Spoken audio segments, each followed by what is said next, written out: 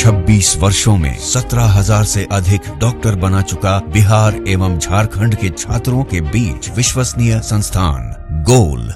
फरोख्त होता है जो कि फ्रॉडलेंट मीन्स से होता है, जो गलत तरीके से फर्जी तरीके से होता है, उस पर रोक लगना जरूरी है। इसी के लिए विभाग ने इस पर रोक लगाई। एक तो 90 दिन के भीतर आप डॉक्यूमेंट जमा कीजिए, दूसरा आपत्ति जमा कीजिए कि मेरा ना लैंड गलत तरीके से लॉक कर दिया गया है। अगर मिल बैठ के रैयत जो अपने सारे हिस्सेदार हैं वो मिल बैठ के एक बंटवारानामा बना लें, जहां बंटवारा की समस्या आ रही है तो समस्या सॉल्व हो जाएगा। सर्वे या लॉक जो है अनलॉक नहीं होता है तब तक बेचना तो गलत माना जाएगा और बेच सकते भी नहीं, क्योंकि खरीद फरोख्त पर रजिस्ट्रेशन पे सब पे रोक लग जाता है। अनलॉक होगा तब वो बिक्री होगी। अगर अनलॉक नहीं हो पाता है तो जो बेचने वाला व्यक्ति है उसका दुगना या जो भी पेनाल्टी लगाएंगे वो पेनाल्टी लगा करके बायर को वो पैसा रिटर्न कर देगा। सुप्रीम कोर्ट के अधिवक्ता मुकेश मिश्रा जी हमारे साथ हैं। बिहार में जमीन सर्वे का काम चल रहे हैं, खाता खेसरा लॉक करने का एक मामला अभी चल रहा है, ये मामला क्या है? नमस्कार। एक्चुअली ये जो मामला है, जितनी विवादित ज़मीन है ना, बिहार सरकार का ज़मीन जैसे किसी ने किसी को बेच दिया है या किसी ने इंक्रोचमेंट कर लिया है या कोई विवाद है किसी ज़मीन पे, तो ऐसे सारे खाता खेसरा को विभाग ने कहा है कि उसे लॉक कर दिया जाएगा ताकि उसकी खरीद बिक्री ना हो सके और कोई अगला व्यक्ति उसका शिकार ना हो सके जो ज़मीन उनका नहीं है। इसके लिए क्या है कि बिहार में बेसिकली कई मल्टीपल रजिस्ट्रेशन हो जाया करते थे और वो लगातार जारी था, ठीक है। तो जब सर्वे हो रहा है तो सर्वे के बीच में चूँकि अधिकार सुनिश्चित करना है कि वो लैंड किसका है, किसको बिलोंग करता है, तो इस बीच में यदि कोई भी खरीद फरोख्त होता है जो कि फ्रॉडलेंट मीन्स से होता है, जो गलत तरीके से फर्जी तरीके से होता है, उस पर रोक लगना ज़रूरी है। इसी के लिए विभाग ने इस पर रोक लगाया है। अगर किन्हीं को ज़मीन बेचना है और उनका ज़मीन लॉक कर दिया गया है तो वो कैसे ज़मीन बेचेंगे?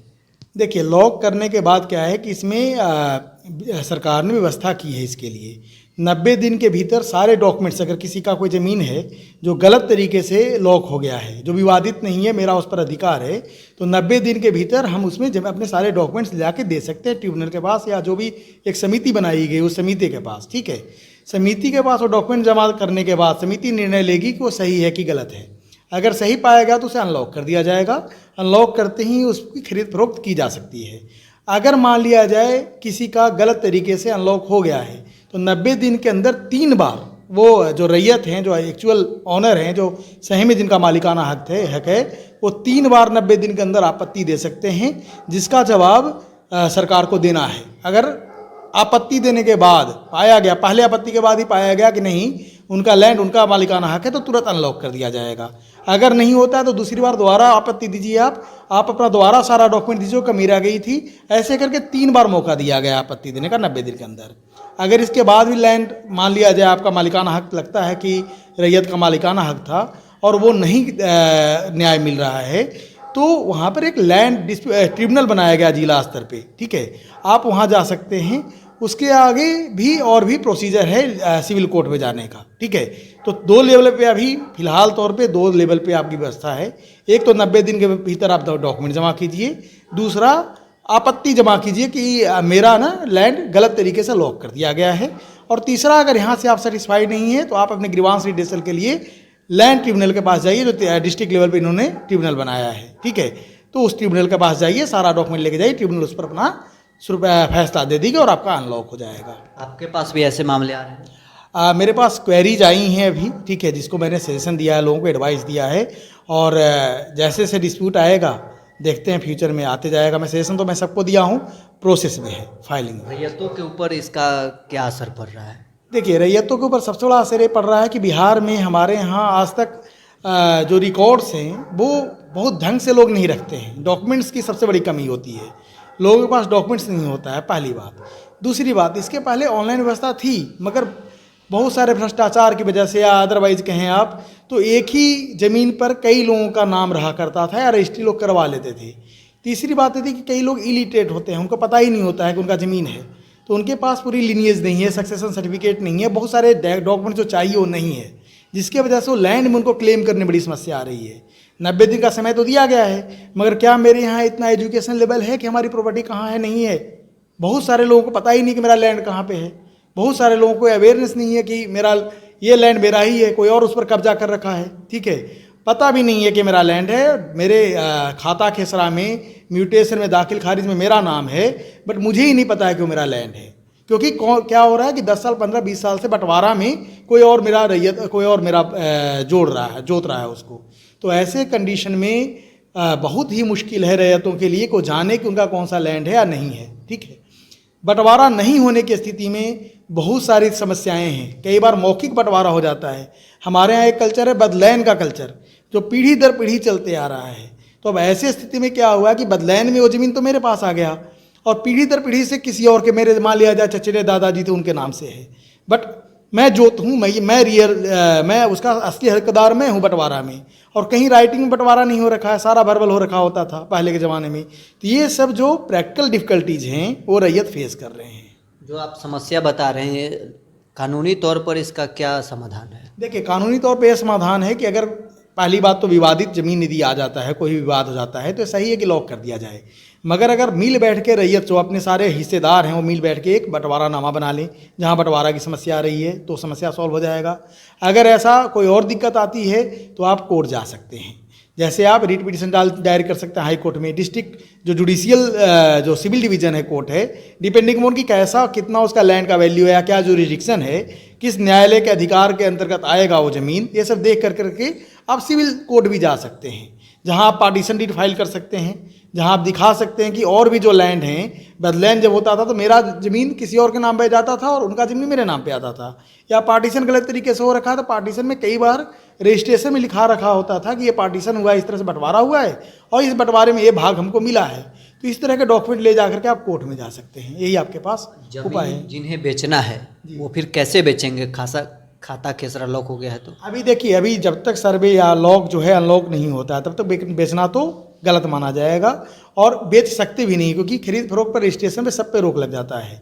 मगर जिनको लगता है कि ये मेरा अधिकार है और ये मैं जीत जाऊंगा केस, और ख़रीदने वाले लोग मिल जाते हैं किसी व्यक्ति को, तो एक कॉन्सेप्ट होता है कॉन्ट्रैक्ट एक्ट के तहत जो होता है agreement to sell. Agreement to sell जो होता है, जो बेचने के लिए जो होता है, एग्रीमेंट होता है कि मैं आपको ये ज़मीन बेच दूंगा। तो मैं यदि रैयत हूँ मान लिया जाए और मुझे बहुत ज़्यादा ज़रूरत है पैसे की और मेरी ज़मीन है और मुझे पता है कि मैं ट्रिब्यूनल से या कोर्ट से मैं जीत जाऊंगा, तो ये सब सारे कंडीशन, ये सारे संभावनाओं को देखते हुए मैं बायर को बताऊंगा कि ये सब सारी चीज़ें हैं, मेरा अनलॉक है, मैं पूरा डिस्क्लोजर करूंगा कि मेरा अनलॉक है, इस तरह से लॉक है, मैं इसको अनलॉक यदि करवा लूँगा तब आप ये ज़मीन हमसे ले लीजिएगा, नहीं तो मैं इसका पैसा जो मैं आप हमें देंगे उसका मैं दुगना पैसा वापस कर दूंगा। ठीक है, तो इस तरह के कंडीशन दिखा करके एक एग्रीमेंट टू सेल किया जा सकता है। ठीक है, ये एक तरीका है। दूसरा और भी लीगल मीन्स हैं, बट वो सारे रजिस्ट्रेशन या खरीद फरोख्त उसको मैं नहीं कहूँगा, वो मिडिल वे है, मिडिल पाथ है, जहाँ पर अगर किसी को बहुत अर्जेंसी है तो पैसा दे करके ज़मीन उस ज़मीन को बेचने की बात कर सकता है, बशर्ते वो फुल डिस्क्लोजर दे, कोई किसी से फ्रॉड नहीं करे, कोई किसी को डिसीव ना करे, कोई किसी से चीट ना करे। सेलर जो है ये ना कह दे कि ये लैंड मेरा है और ये मैं इस पर काबिज हूँ, ये लॉक नहीं है या इस पर कोई डिस्प्यूट नहीं, इस तरह की काम ना करे, कोई भी गलत इलीगल एक्ट ना करे। क्योंकि जैसे ही कॉन्ट्रैक्ट होता है, कॉन्ट्रैक्ट में एक चीज़ और भी है कि अगर कोई भी इलीगल मोटिव के साथ किया जाएगा कोई कॉन्ट्रैक्ट तो नल एंड वाइड हो जाता है। ठीक है, और इसके तहत बेचने वाले पे फ्रॉड का मुकदमा भी किया जा सकता है। तो बच के करें, जो भी कर रहे हैं बच के करें। ये है कि सामने वाले सेलर को, बायर को, दोनों को पता होना चाहिए कि किस लैंड की बिक्री की बात हो रही है। ठीक है, बिक्री अभी नहीं हो सकती क्योंकि अभी वो लॉक्ड है। जब अनलॉक होगा तब वो बिक्री होगी। अगर अनलॉक नहीं हो पाता है तो जो बेचने वाला व्यक्ति है उसका दुगना या जो भी पेनाल्टी लगाएंगे वो पेनाल्टी लगा करके बायर को वो पैसा रिटर्न कर देगा। एक आखिरी सवाल रहेगा, ये कैसे पता चलेगा कि मेरा खाता खेसरा लॉक है? आप जो यहाँ पर ऑनलाइन व्यवस्था है भूमि देखने के लिए, भूलेख व्यवस्था है, उस पर जाके खाता खेसरा नंबर डालेंगे तो उसमें एक सेक्शन में आ जाता है कि आपका ज़मीन अभी लॉक्ड है, खाता खेसरा नंबर लॉक्ड है, वहाँ से आपको पता चल जाएगा। एक तरीका तो ऑनलाइन देखने का हो गया। दूसरा, आप अपने ब्लॉक में जाएँ, खरीद फरोख्त करने वाले लोगों को, जो भी बेचते हैं उनको भी और जो खरीदते हैं उनको भी मैं तो ये एडवाइस दूंगा कि जाके 4 जगह पे कम से कम इंक्वायरी करें, जांच पड़ताल करें, जिसमें एक होता है आपका तहसील जाना, तहसील में जाके खाता खेसरा नंबर देखना, उस ऑफिस में कि उस खाता खेसरा का की क्या स्थिति है। अगर स्थिति ये है कि वो लॉक्ड है तो मैं नहीं खरीदूंगा यदि मैं खरीदार हूँ तो। अगर मैं बेचने वाला हूँ, मुझे कैसे पता करना है या मेरी ज़मीन कैसे लॉक है या अनलॉक है, मैं पूरा लिस्ट लेके जाऊँगा ब्लॉक में और मैं कहूँगा कि मेरे जो खाता खेसरा उसकी स्थिति अभी बताई जाए, क्या लॉक है या नहीं है। ठीक है, ये मैं काम जिस दिन भी मेरे में सर्वे हो रहा है या सर्वे के जस्ट पहले जैसे ही लॉक होने की खबर मेरे पास आए, मैं ब्लॉक ऑफिस में जाके बहुत ही बढ़िया तरीके से मैं इंक्वायरी कर लूँ। ठीक है, नहीं तो 90 दिन के टाइम के भीतर यदि मैंने आपत्ति दर्ज नहीं किया तो मेरे लिए मुश्किलात बढ़ जाएंगे। तो बड़ा जागरूक होना बड़ा ज़रूरी है कि एरिया में कब सर्वे चल रहा है, ठीक है, ब्लॉक में कब सर्वे चल रहा है, तहसील में कब सर्वे चल रहा है, कब लैंड लॉक हुआ किसी भी एक व्यक्ति का आसपास के इलाके में। अगर लैंड लॉक किसी को भी पता चलता है कि ये वाला लॉक हो गया है मेरा खाता खेसरा नंबर, तो पूरे तनदेही के साथ पूरी सावधानी के साथ ब्लॉक ऑफिस जाएं, सीओ के पास जाएं, अपने जो कर्मचारी उनके पास जाएं, अपने गांव के कर्मचारी के पास, उनसे अपना रिकॉर्ड मांगे और पूछें उनसे कि हमारा लॉक है कि नहीं है। अगर आपको भरवली वो नहीं बता रहे हैं, ठीक है, भरवली कह रहे हैं कि नहीं हमें नहीं पता या इस तरह की बातें टाल रहे हैं, तो आप एक आवेदन लिख के दें कि हमारी स्थिति बताएं, उनका रिसीविंग लें। अगर वो रिसीविंग लेने के बाद भी उस पर कहते नहीं देते हैं जवाब, कुछ दिन बाद 5 दिन बाद जवाब नहीं देते हैं, 1 सप्ताह बाद जवाब नहीं देते हैं, तो आप LRDC या SDM के पास जाएं, वही आवेदन को अटैच करते हुए दोबारा आवेदन लिखें कि हमें अब नहीं बताया गया है, ताकि कल जाके ये ना हो कि मेरा 90 दिन का बिना मेरे कोई कॉग्निजेंस लिए हुए, बिना मेरे जानकारी के या मेरे आवेदन देने के बाद भी ये इस पर कोई एक्शन सरकार ने नहीं लिया और हमारे ऊपर कोई बर्डन ना आए एज ए रैयत। तो ये एक उपाय आपके पास है। तो चलिए, सुप्रीम कोर्ट के अधिवक्ता मुकेश मिश्रा जी हमारे साथ थे, जिन्होंने सभी कानूनी प्रक्रिया बताया है कि जिसका खाता खेसरा जिन रैयतों का लॉक हुआ है वो कैसे अनलॉक होगा। बहरहाल इस खबर में इतना ही, आप बने रहें न्यूज़ 4 नेशन के साथ।